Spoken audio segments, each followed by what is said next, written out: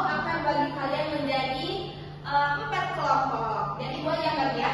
Yang ini kelompok 1, yang itu kelompok 2, ini kelompok 3, itu kelompok 4. Oke, paham? Paham. Boleh gabung ke kelompoknya masing-masing. Nono wajib nih. Nah, jadi di sini kalian akan mengerjakan yang namanya LKPD. Jadi itu nggak akan mempengaruhi nilai kalian, nggak ada benar salah. Kalian cuma tulis gimana aja, gimana apa aja yang kalian dapat dari yang kita bahas ini. Oke, paham ya? Paham dulu.